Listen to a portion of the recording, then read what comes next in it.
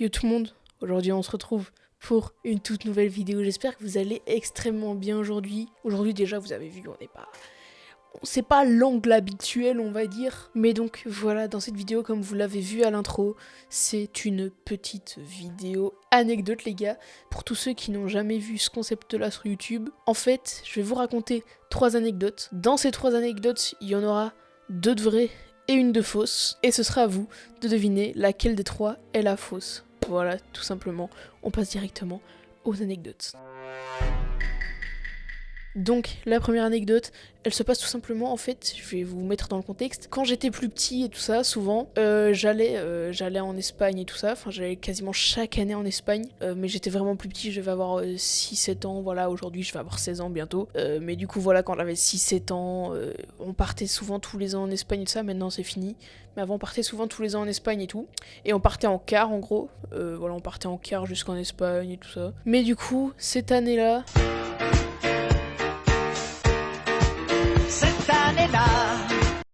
On était arrivé à l'hôtel, voilà, tout se passait bien, tout se passait comme d'habitude et tout, voilà, on découvre un peu nos chambres, on va poser nos valises, enfin voilà, comme d'habitude, après on va un peu en ville et tout, parce que vous savez, je pense, les hôtels, si je me rappelle bien, on n'a pas directement accès au truc, faut attendre un peu, un certain temps et tout ça, enfin c'est réservé pour une certaine heure et tout, et on n'a pas directement accès. Et pour le moment, il n'y a aucun problème, enfin, on vit notre vie normalement et tout, on est en Espagne, on découvre et tout ça, enfin voilà.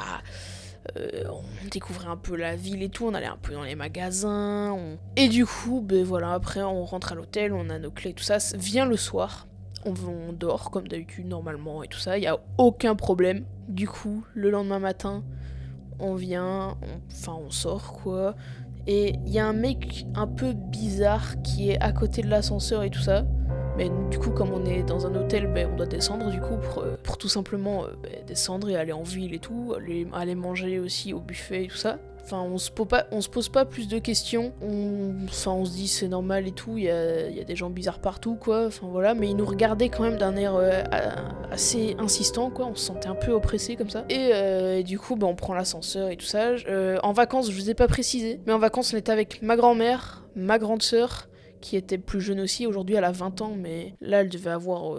si j'avais 7 ans, elle devait avoir 12 ans, un truc comme ça. 11-12 ans, ouais, par là. Donc, moi, ma grande sœur, ma grand-mère et ma mère. On partait tous les ans en Espagne et tout ça. Enfin, voilà, c'était un peu notre rituel de l'été, tout ça, on va dire. Et tout simplement, du coup, le mec nous regardait d'un regard insistant, quoi. Quand même, on se sentait un peu... C'était un peu bizarre et tout ça. Du coup, on prend l'ascenseur et tout, mais on se pose pas plus de questions. On se dit, allez, on s'en fout, quoi. Enfin, voilà, on fait notre vie, on s'en fout, on prête pas plus attention. Quelques minutes plus tard, on a déjà oublié. Du coup, on va au buffet et tout ça. Puis après, du coup, on ressort du buffet et tout ça. On a déjeuné et tout, voilà, tranquille. Et là, on ressort. Il y a le mec qui nous attend dehors. Enfin, entre guillemets, attend, mais qui nous regarde quand on repasse. Et c'était un peu bizarre. Enfin, c'était... Le croiser 2 fois comme ça, comme par hasard à l'endroit où on est et tout, il s'en foutait qu'on le voit ou pas, il nous fixait clairement. Et du coup, on allait faire notre vie en ville et tout ça. Alors, rassurez-vous, il nous a pas suivis jusqu'en ville et tout ça, il était juste là, pendant le petit déjeuner et tout ça, il était juste là à ce moment-là. On allait dans les magasins, on a été à la plage quelques fois aussi, puis il y avait une piscine à l'hôtel. Voilà, il y avait une piscine à l'hôtel, donc qu'est-ce qu'on fait? Des fois on allait à la piscine, parce que moi j'ai toujours adoré la piscine. Du coup on allait à la piscine et tout. Et qui on croise à la piscine, en train de nous fixer, ce monsieur-là, qui est assez bizarre, je vais pas vous mentir, il était vraiment bizarre. Ça se voyait qu'il était pas net. Et du coup même quand on allait à la piscine, le mec était là, il nous fixait, quand on rentrait dans notre chambre, il nous fixait, tout ça, c'était vraiment bizarre. Vraiment c'était très bizarre. Et ça s'est passé pendant toute la semaine. Toute la semaine, il y avait le mec qui est venu, qui nous a fixé, il arrêtait pas de nous fixer toute la semaine. Dès qu'on sortait de nos chambres, il a pas toujours été là, mais il était en bas de l'ascenseur ou quoi des fois, il était juste en bas, mais je crois qu'il fixait tout le monde en fait. Je crois qu'il était vraiment bizarre, il fixait tout le monde, pas que nous. Lui, du coup, là c'est le dernier jour de la semaine et tout, on se dit après on va partir, on va quand même aller profiter. On sort, il y a le mec devant, il est avec un couteau, frérot. Non, non, non, je rigole. Non, sérieusement, on sort, y a personne. Voilà, on sort, il y a personne pour le moment et tout ça, on se dit ça va, tranquille. On descend par l'ascenseur, il y a l'ascenseur qui s'arrête, et c'est le mec qui rentre avec nous. On n'était pas serein quoi, parce qu'il nous a suivis pendant toute la semaine de vacances, il nous regardait tout le temps et tout ça. À part quand on partait en ville, encore heureux j'ai envie de dire. Bon, à un moment pendant la semaine on était parti à Barcelone je crois que c'était cette année-là. Et puis après on sort de l'ascenseur, on va manger et tout, enfin voilà, il nous attend encore dehors et tout ça. Puis du coup, on part en ville, on va à la plage, on profite une dernière fois de la plage, on va à la piscine, le mec était là, il nous fixait. Franchement, on avait plus de liberté, quoi, j'ai envie de dire. Après, on est reparti, il y a le car qui est venu nous chercher, on avait pris nos valises et tout. On est rentré dans le car, le mec était là, il nous fixait pendant qu'on rentrait dans le car. C'était n'importe quoi, il nous a vraiment suivis pendant tout notre séjour, on n'était pas à l'aise. Enfin moi je m'en foutais un peu, je vais pas vous mentir, c'est surtout ma mère et ma grand-mère qui étaient pas bien. Et voilà, c'est la fin de la première anecdote. Elle est peut-être fausse, peut-être vraie. À vous de deviner en fonction des prochaines anecdotes. Ensuite, la deuxième anecdote qu'on va surnommer la tétine de la mort. Donc les gars, voilà la tétine de la mort. Alors en fait, quand j'étais plus petit, encore une fois quand j'étais plus petit, j'étais vraiment tout petit. Ça c'est ma mère qui arrêtait pas de me le raconter et tout ça, c'est elle qui me l'a raconté. Elle me l'avait déjà raconté plusieurs fois avant que je lui demande des anecdotes et tout. Donc la tétine de la mort, en fait, c'est quand j'étais plus petit. Vraiment quand là j'étais tout petit, je devais avoir même pas 3 ans frérot. Si, j'étais quand même plus petit, mais... Ouais, j'étais vraiment tout petit, je me rappelle pas quel âge j'avais. Mais j'avais encore les petites tétines là, je les appelle les tutus moi. Mais j'avais encore les petites tutus là, tu vois que je vous affiche une photo quelque part à l'écran. Mais tu vois ça quand t'es petit, tu l'as tout le temps. Quand t'es petit, tu l'as tout le temps frérot. Et j'étais dans un appartement au tout dernier étage, enfin voilà. Donc il y avait une fenêtre de toit là, un Velux je crois que ça s'appelle. Il y avait un Velux comme ça, qui du coup tu pouvais ouvrir et tout, enfin voilà. Et moi à chaque fois je demandais à ma mère pour regarder par ce Velux. Et du coup elle ouvrait le truc, elle me portait. Sauf que moi j'avais ma tutu. Et à chaque fois, je la prenais et je la balançais. Enfin, je la balançais dehors, quoi. Du coup, elle atterrissait dans la gouttière et tout, quoi. Enfin, voilà. Et à chaque fois, du coup, je disais, oh maman, je peux regarder par le Velux et tout ça. Je parlais pas encore correctement.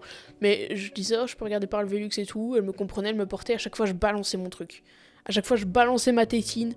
Paf, on n'en parlait plus et on m'en rachetait une autre. Sauf qu'un jour... Bien, comme d'habitude, je demande pour regarder par le Velux, ma mère a toujours pas compris que j'allais jeter ma tétine. Franchement, au bout d'un moment, faut se rendre à l'évidence que fallait plus me mettre, fallait plus. Et du coup, à un moment, je veux jeter ma tétine, sauf que frérot, je sais pas comment, je m'en souviens plus. Je pars vers l'avant, et du coup, je vais sur le toit, entre guillemets, et juste mes pieds sur le truc, sur le Velux, et je commence à la limite glisser tout ça, mais il y a ma mère qui était là pour me porter tout ça, plus ou moins. Et du coup, elle me rattrape par les pieds. Elle me rattrape par les pieds de ça, elle essaie de me reprendre mon pyjama avec... Vous voyez les gouttières et tout qu'il y a sur les toits, il y a des genres de petits crochets et tout ça. Ma petite tenue et tout, elle était morte, il y avait plein de trous et tout ça. J'avais un peu des griffes et tout aussi, parce que du coup pour me reprendre, elle a dû me gratter un peu quoi, forcément. Coup depuis, je n'ai jamais regardé dans le Velux, elle m'a toujours interdit parce qu'elle a été traumatisée par ça. Et voilà, du coup les gars, c'est la fin de la deuxième anecdote. C'est peut-être la vraie, peut-être la fausse, je ne sais pas. Vous verrez en fonction de la troisième anecdote. La troisième anecdote, on va l'appeler... le salto foireux. Le salto foireux, les gars. Donc, en fait, tout simplement, moi j'ai toujours, depuis que je suis plus petit et tout ça aussi, j'ai toujours aimé le trampoline et tout ça. Et du coup, forcément, quand tu restes longtemps dessus et tout ça, t'apprends à faire des saltos. Donc moi, là, je devais avoir, ça doit faire 4-5 ans, un truc comme ça, je devais avoir 11 ans. Et du coup, je venais de savoir faire le salto arrière. Depuis un certain temps, depuis 2 mois, un truc comme ça, je le gérais bien, j'atterrissais sur les pieds et tout. Enfin voilà, tranquille, je faisais mon petit salto et puis voilà. Sauf que moi, je voyais des gens, parce que je regardais des vidéos trampoline et tout, et je voyais des gens qui faisaient tout simplement des saltos, mais en gros, ils faisaient des saltos arrière, mais en même temps, ils allaient vers l'avant en faisant leur salto. Voilà, en gros, c'est ça. Et du coup, j'ai voulu essayer sans entraînement, rien du tout, sans matelas, que dalle, sur la toile de trampoline. Non mais oh, tu te prends pour qui là? Tu te prends pour un Yamakasi ou quoi? Non mais ça va pas les gens comme ça. Vous êtes complètement cons. Entraînez-vous d'abord correctement sans faire directement comme ça. Du coup le salto arrière je le gérais depuis 1 mois et demi, 2 mois. Je sais pas ce qui se passe par la tête. J'étais avec un pote à moi. Forcément, quand on est avec des potes à soi et tout, on veut impressionner, on veut faire le malin, quoi. Tu vois, t'as connu, hein, fais pas semblant, on a tous connu ça. Du coup, je suis sur le trampoline, je me lance comme ça, je veux faire le salto. Qu'est-ce que je fais? Je reste la tête en bas, j'arrive pas à tourner parce que du coup, j'ai cherché à aller vers l'avant. J'atterris sur la nuque, frérot. J'atterris sur la tête. Ma respiration coupée. Et encore heureux, il y avait un pote à moi qui est parti prévenir mon père parce que c'était chez mon père. Pour finir, je sais plus ce qui s'est passé. J'étais hyper stressée parce que quand tu sais pas respirer, frérot, t'angoisses. Ne pas respirer, c'est la pire des sensations. C'est vraiment une sensation horrible. Je sais plus ce qui s'est passé, vraiment comment ça s'est passé, tout ça. Il m'a amené aux urgences et tout. Ils m'ont mis un masque et tout ça. Et puis pour finir, j'ai réussi à respirer et tout ça. Et puis après, ça a été, mais j'avais toujours eu mal ici quand même. Genre ici, vraiment là, par là. J'avais toujours eu vraiment mal pendant quand même 2-3 mois. Parce que forcément, je suis atterri sur la tête, j'aurais pu die, frérot. J'aurais pu dire c'est ciao la vie, directement. Et c'est ciao. Et du coup, j'ai eu de la chance. En gros, j'ai pas été paralysé, je suis pas mort, je suis encore en vie, j'ai juste eu la respiration coupée, depuis j'ai plus rien. C'est la fin de ma 3e anecdote. À votre avis, je vous laisse quelques temps pour réfléchir, à votre avis, quelle anecdote des 3 est la fausse? Je vous rappelle, la première, c'est l'espagnol bizarre. La deuxième, la tétine mortelle. Et la troisième, le salto foireux. À votre avis, laquelle des 3 est la fausse? Je vous révèle ça dans quelques secondes, je vous laisse réfléchir. Attention, 3, 2, 1. La fausse, c'était la tétine mortelle. La deuxième anecdote, elle est à moitié fausse en fait. Elle est inspirée de faits réels. Voilà, elle est inspirée de faits réels. En vrai, quand j'étais petit, à chaque fois je demandais pour regarder par le Velux et tout. Mais je balançais toujours mes tétines et tout ça. Tout le temps, ça j'ai toujours fait. Sauf que je ne suis jamais tombée, je n'ai jamais eu de vêtements déchirés, je n'ai jamais rien eu de déchiré. J'ai jamais eu aucun problème, ma maman faisait toujours super attention à moi. Et forcément, si on me porte, je peux pas tomber, enfin voilà. Et du coup, ben voilà, la fausse anecdote, c'était la tétine mortelle. D'ailleurs, je sais pas s'il y a toujours mes tétines qui sont dans la gouttière ou pas. Parce que ça fait quand même plus de 10 ans, quoi.